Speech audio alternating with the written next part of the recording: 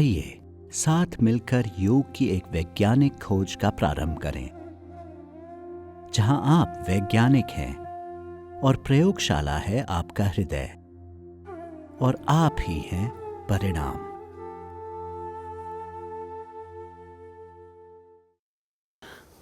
नमस्ते।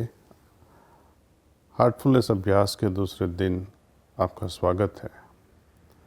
हार्टफुलनेस अभ्यास का दूसरा चरण सफाई या आंतरिक नवनीकरण, जिसको हम शुद्धिकरण भी कह सकते हैं। सफाई और आंतरिक नवनीकरण में क्या संबंध है? यह वैसे ही है जैसे एकाग्रता और ध्यान। जैसे ध्यान यानी मेडिटेशन एकाग्रता की हालत पैदा करती है, उसी तरह सफाई हमें अंदर से तरोताज करती है। यह उसका परिणाम है। मेरे विचार से सफाई हार्टफुलनेस अभ्यास के सबसे महत्वपूर्ण घटकों में एक है। सफाई क्या है? सफाई का तरीका क्या है? बिना इनकी गहराइयों में जाकर आइए पहले समझते हैं कि कर्म, संस्कार, छाप और धारणाओं में क्या अंतर है। मान लीजिए आप किसी को देखते हैं और यह आपके हृदय में एक ज़बरदस्त प्रभाव छोड़ देता है कि वह कितना या कितनी सुंदर है। अगर कई दिन तक आप इस बारे में सोचते रहते हैं, इस तरह आप छाप की लपेट में आ गए। विज्ञान जगत में आप देखते हैं, खास करके न्यूटन का पहला नियम, न्यूटन का दूसरा नियम। मैं विज्ञान का कोई विशेषज्ञ नहीं हूँ, लेकिन इतना समझा सकता तो हूँ कि एक क्रिया और प्रतिक्रिया एक समान और विपरीत दिशा में होती है। वो सेकंड लॉ ऑफ न्यूटन है कि जो हम क्रिया करते हैं उसका परिणाम होना ही है। Actions and reactions are equal and opposite interaction. लेकिन आध्यात्मिकता में एक क्रिया पर होने वाली प्रतिक्रिया का कोई पैमाना नहीं होता। वो दूसरा डबल भी हो सकता है या कुछ भी नहीं हो सकता है। यह इतना ज़बरदस्त और गहरा हो सकता है कि सिर्फ एक झलक भी आपके भीतर ऐसी छाप छोड़ जाए जिसे आप जिंदगी भर न भूलें। या फिर हमें बहुत सी अच्छी चीज़ें मिलती हैं, लेकिन हम उनके लिए कृतज्ञ नहीं होते। तो आध्यात्मिक जगत में ज़रूरी नहीं है कि परिणाम एक समान और विपरीत ही हो। यह समूह ब्रह्मांड जैसा विशाल या शून्य भी हो सकता है। यह हम पर निर्भर करता है। सफाई का यह अभ्यास उन धारणाओं को हटाने की प्रक्रिया है जिन्हें हम जाने अनजाने बटोर लेते हैं। फर्ज कीजिए कि किसी विचार के बारे में एक व्यक्ति कहता है कि अरे यह ठीक नहीं है। दूसरा व्यक्ति उसी विचार को बकवास बताता है। तीसरा व्यक्ति कहता है कि यह तो शानदार ख्याल है। कौन सी चीज़ है जो फ़र्क पैदा करती है? हर कोई किसी एक चीज़ के समान आकर्षित नहीं होता। एक ही चीज़ पर हम अलग अलग प्रतिक्रिया रखते हैं। हमारी छापें, हमारी पालन पोषण, हमारी सोच रंगीन चश्मों की तरह काम करती है। हम सभी अपनी चेतना में ये रंगीन चश्मे पहने हुए हैं। किसी चीज़ को उसी तरह कैसे देखा जाए जैसी कि वह है। हमने एक प्रेम की कहानी सुनी है। वह नदी की दूसरी तरफ रहने वाली अपनी प्रेमिका से मिलने के लिए कोशिश करते हैं। रात में, यहाँ तक कि जब तेज़ बारिश हो रही थी, उसे बाढ़ आई नदी को पार करना था। वहाँ उसने एक लकड़ी जैसी वस्तु पर सहारा लिया और नदी पार कर ली। प्रेमिका के घर पहुँचा तो देखा दरवाज़ा घर का बंद है। उसके हाथ में एक रस्सी जैसी चीज़ आई और उसने उसी को इस्तेमाल करके प्रेमिका के घर की दीवार लांघ ली और अपनी प्रेमिका के कमरे में दाखिल हो गया। जब प्रेमिका उसे पूछती है, तुम ऊपर कैसे चढ़े? यहाँ पहुँचे कैसे? तो वो जवाब देते हैं, तुम्ही ने तो रस्सी नीचे गिराई थी ऊपर आने के लिए। प्रेमिका हंसती हुई कहती है, कैसी मजाक, रस्सी? मैंने कोई रस्सी तो नहीं रखी, नहीं कुछ गिराया, मुझे तो पता भी नहीं है। बहरहाल वे खिड़की के पास आते हैं जहाँ से वह व्यक्ति ऊपर चढ़ा था और देखते हैं कि वहाँ एक बड़ा सा सांप है जिसे वह रस्सी समझ रहा था। यह धारणा का उदाहरण है। वह प्रेम में पागल था। उसे तो सांप भी रस्सी लगी जो उसका लक्ष्य हासिल करने के लिए उसकी मदद कर रहा था। जब वो लौटने लगा तो उसने नदी के पास देखा कि जिसने लकड़ी जिसको उन्होंने समझा था वो सही में लकड़ी नहीं था, वह तो एक मृतक का शव था। एक और उदाहरण है। एक हाथी जैसे बड़े जानवर का पैर रस्सी से एक छोटी सी प्लास्टिक कुर्सी के साथ बंधा हुआ है। इस धारणा के प्रभाव के बारे में सोचिए। इतना बड़ा हाथी जो सर्कस के सारे टेंट को गिरा सकता है, लेकिन वह सिर्फ एक छोटी सी प्लास्टिक कुर्सी से बंधा हुआ है। पुनः यह धारणा यानी परसेप्शन का मामला है, एक नज़रिया है। हमारे विचार, हमारी सोच, हमारी छापें, इन सब की हम पर काफ़ी मजबूत पकड़ हो जाती है। हमें इन्हें साफ करने की ज़रूरत है ताकि हम चीज़ों को उस तरह देख पाएँ जैसे कि वो वास्तव में है। तो मैं आपके साथ कुछ बातें साझा करना चाहता हूँ कि इन छापों, धारणाओं, प्रतिक्रियाओं या फिर कुल मिलाकर कहा जाए तो कर्मों और संस्कारों से कैसे छुटकारा पाया जाए। हम इन्हें कैसे हटा सकते हैं जो जाने अनजाने में हमने दिन भर में इकट्ठी कर ली है। इसकी विधि यह है, दिन भर काम करने के बाद आप घर लौटते हैं, 10 या 15 मिनट तक अपने परिवार के साथ समय बिताकर थोड़े रिलैक्स होते हैं।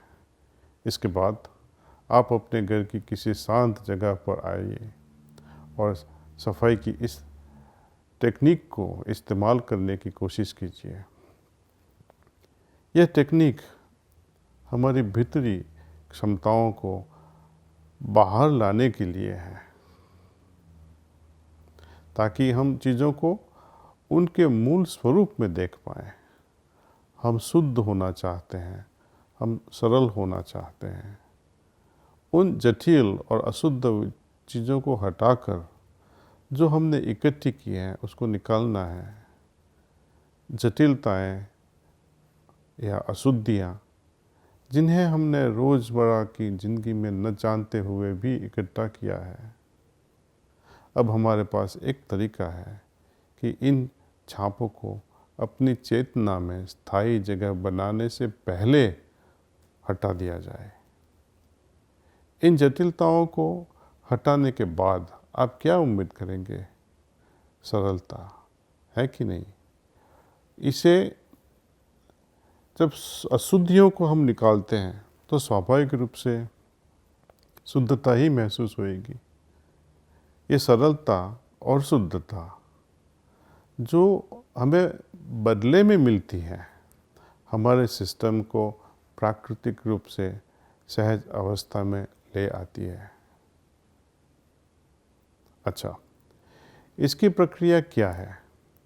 हम सफाई किस तरह कर सकते हैं?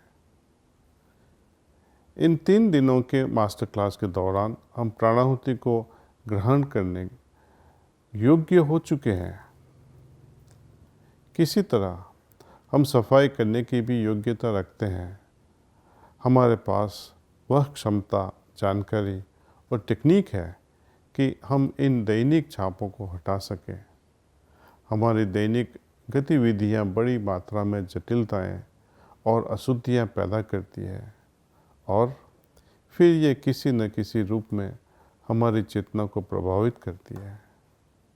यह हमारे हृदय और मन पर असर डालती है और आगे चलकर यह हमारी ध्यान मग्न चेतना को प्रभावित करती है। उदाहरण के तौर पर मैं ये छापे हमें बार बार आने वाले अनंत विचारों के बारे में सोचते रहने के लिए मजबूर कर देती है, या कुछ भी जिसे आप दिन के समय पूरा नहीं कर पाए, इससे भी कुछ हद तक छापें बन जाती है। और जब आप सोचने लगते हैं तो ये आपके मन को परेशान करती है। तो इस तरह बाकी बचा काम या फिर काम के दौरान हुई कोई गलती का विचार आपको सताता रहता है। जब हम सफाई करते हैं तो ये छापें मिट जाती है। ऐसा नहीं कि आप इसे भूल जाएं, बल्कि इस सफलता असफलता का आप पर जो पड़ने वाला असर है वो हट जाता है। हमारे किए गए कार्यों का प्रभाव, हमारे न किए गए कार्यों का प्रभाव, हमारे विचारों का प्रभाव, हमारी सोच का प्रभाव, या फिर हमारे इर्द गिर्द के माहौल का प्रभाव हमारे मन पर असर डालता है। धीरे धीरे हम महसूस करते हैं कि जैसे जैसे मैं सफाई करता जा रहा हूँ, मेरा आंतरिक स्व केंद्रित हो जाता है। इसका मतलब है कि इतना शुद्ध और सरल हो जाना कि किसी चीज़ को सीधे देखा जा सके। परिणाम यह होता है कि हम बिना किसी रंगीन चश्मों के अपनी धारणा बना सकते हैं। एक बार फिर, यह बातों का नहीं बल्कि अनुभव का विषय है। मैं चाहूँगा कि आप इसे महसूस करें कि यह हमारी चेतना में कितना अंतर पैदा कर सकता है। तो आज मैं आपको सफाई की इस प्रक्रिया को करके दिखाऊंगा। तो मेरे प्रिय मित्रों, यदि आप सभी तैयार हैं तो हम यह प्रक्रिया अभी शुरू कर सकते हैं। इससे हम इस तरह करते हैं जैसे कि हम ध्यान के समय करते हैं। अपनी आंखों को कोमलता से बंद कर लें। यहाँ हमें शरीर के पिछले हिस्से पर ध्यान देना है।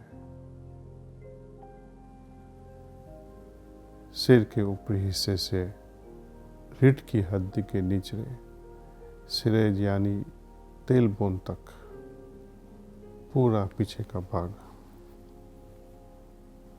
हमें सोचना है कि सभी जटिलताएं और अशुद्धियां बाहर जा रही है।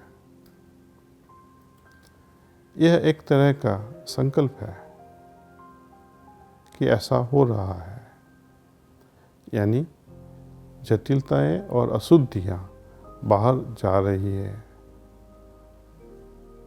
कहाँ से? पिछले हिस्से से। कल्पना कीजिए कि सिर के ऊपरी हिस्से से लेकर तेलबोन तक के ये हिस्से से बाहर जा रही है। और कैसे बाहर जा रही है? हम सोचना है कि वो धुएं के रूप में बाहर जा रही है। तो चलिए इस प्रक्रिया को जिसे हम कर रहे हैं दोबारा सोचते हैं। बहुत सिंपल है, आसान भी है। हमें सिर्फ संकल्प करना है कि ये जटिलताएं या अशुद्धियाँ मेरी पीठ से धुएं के रूप में बाहर जा रही है। इस प्रक्रिया को जारी रखिए। अगर आप ऐसा ठीक से कर पा रहे हैं तो इस प्रक्रिया को तेज कर दीजिए। अब सफाई की इस प्रक्रिया में आहिस्ता से अगला चरण जोड़ दीजिए। कल्पना कीजिए कि हमारे हृदय में एक प्रकाश उतर रहा है।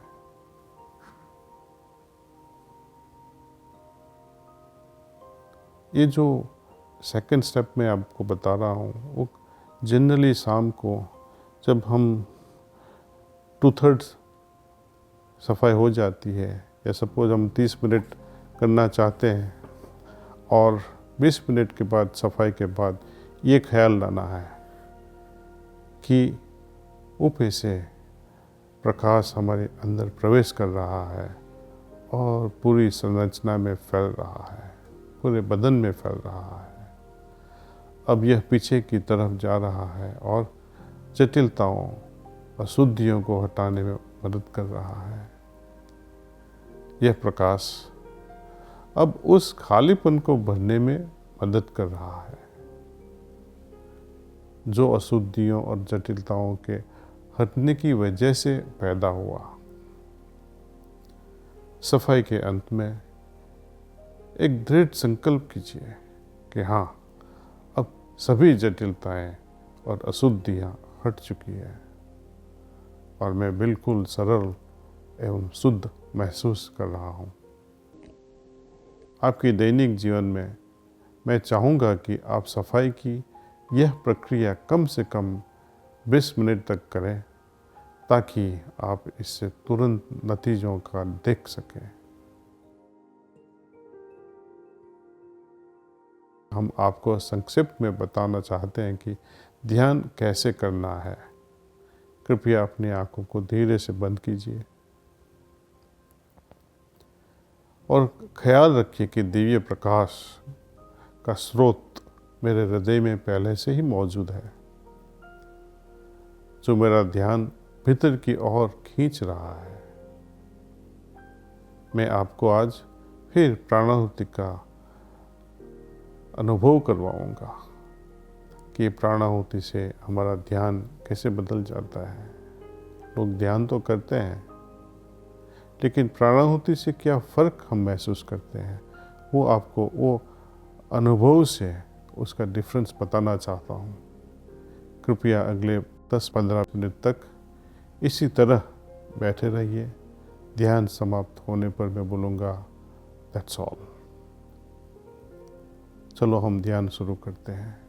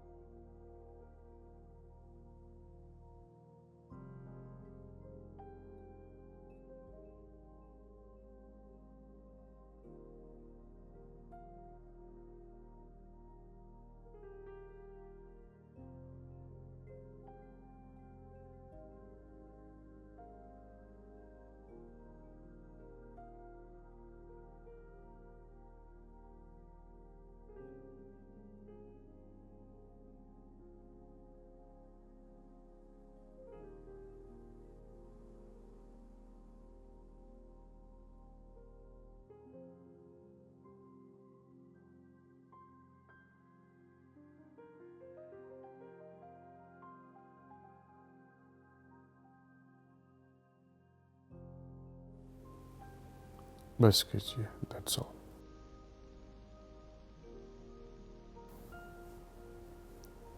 अब